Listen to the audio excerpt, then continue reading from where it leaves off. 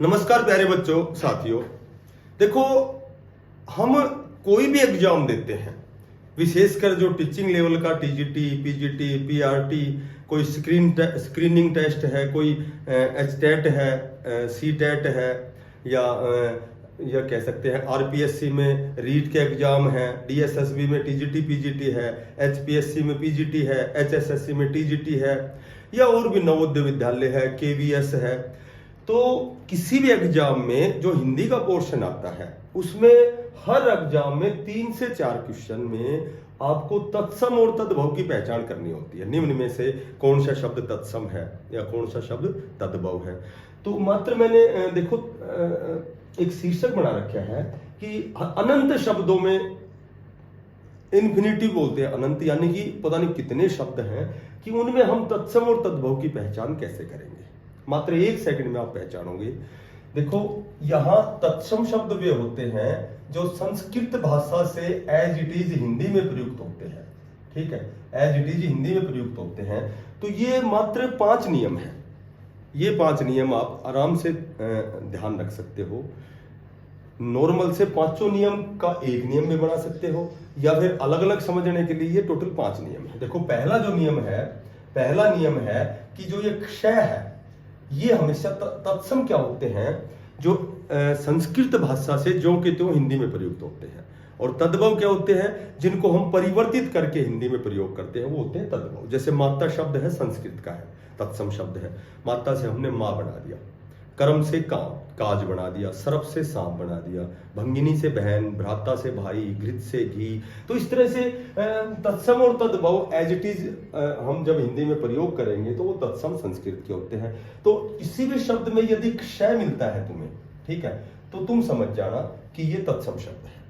और यदि क्षय हो गया या फिर क्षय हो गया, तो ये जो वर्ण है, ये अगर ये क्षय है, ये कै और सै से मिलकर बनता है। ठीक है, इसका जो वर्ण विच्छेद होता है कै, ये एक वर्ण है। और यदि क्षय का जब हम परिवर्तित रूप क्षय और क्षय में करते हैं तो ये तद्भव हो जाता है। जैसे अक्षी शब्द है, अक्षी में क्षय है, तो ये अक्षी ये तत्सम हो गया, क्योंकि ये मैंने पहचान आपको बता दी है। ठीक है, तो अक्षी से आंख हो गया, आंख का मतलब है क्षय आ गया, इसमें क्षय। ठीक है, जैसे मैं कहूं कि अक्षर में वो एक क्षय आ गया, तो इससे क्षय का जो रूपांतरण हो गया वो अक्षर में हो गया, अक्षर। तो कहने का मतलब यह है कि पहला जो नियम के अनुसार यदि किसी भी शब्द में क्षय का प्रयोग है तो आपको बिना सोचे समझे केवल तत्सम शब्द बताना है। 4 जो भी ऑप्शन रहेंगे उनमें कुछ एक वर्ण है जिनकी मैं पहचान आपको बताता हूं। ये यदि उस शब्द में है, यदि इधर ये वर्ण है तो तत्सम की कोटि में आता है, और यदि क्षय या क्षय है तो वो तद्भव की कोटि में आता है। ये हो गया नियम नंबर 1। देखो, नियम नंबर जो 2 होता है, ये जो श्रेय है, ठीक है, ये स है, ये उसके बाद में श। यदि इनमें से कोई भी वर्ण दिखाई दे तो वो तत्सम कहना आपको, और इन तीनों से मिलकर स हो जाता है। जैसे श्रावण, तो इसका हो गया सावन। ये जो श्रेय है ये स में चेंज हो गया। तो स वाले जितने भी शब्द हैं वो तद्भव कहोगे आप, और जितने भी श्रेय स और स वाले, जैसे मैं कहूं कि श्यामल, इसमें ये स आ गया, ठीक है, ये स आ गया, तो ये तत्सम हो गया। और इसके सांवला, तो ये क्या हो गया, ये तद्भव हो गया, स। ये चेंज होगा स में। तो इन तीनों में से कोई वर्ण हो तो तत्सम बताना है, और ये स होगा चेंज, इसको परिवर्तित रूप तद्भव में स हो जाता है। ठीक है, उसके बाद आता है जो तीसरा आता है। देखो, एक ये ध्यान रखना है तुम्हें कि जो री जो है, री और रे हमेशा तत्सम शब्द होते हैं। जैसे मैं कहूं कि नृत्य से नाच बन गया जैसे। ठीक है, जैसे चंद्र, ये जो रे है ये नीचे आएगा हमेशा। ठीक है, नीचे या ऊपर आएगा, ये पूरा रे नहीं आएगा। तो चंद्र से जैसे चांद, तो ये री और रे हमेशा तत्सम में होते हैं, और इनका चेंज जब वो करते हैं तो वो तद्भव बन जाता है। कितने नियम हो गए टोटल? 3। चौथा जो नियम है कि ये जो वह है तत्सम में वह होता है और तद्भव में वह बन जाता है।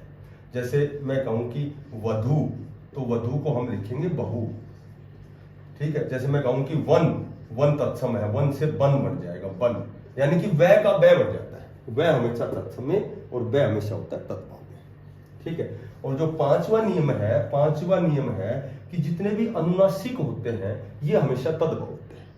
जितने भी अनुनासिक होते हैं, जैसे चंद्र है, ठीक है, तो चंद्र से बन गया चांद, यानी कि अनुनासिक जो होते हैं, जैसे हंसना, ठीक है, हंसना, जैसे पांच, तो ये अनुनासिक होते हैं, ये हमेशा तद्भव होते हैं।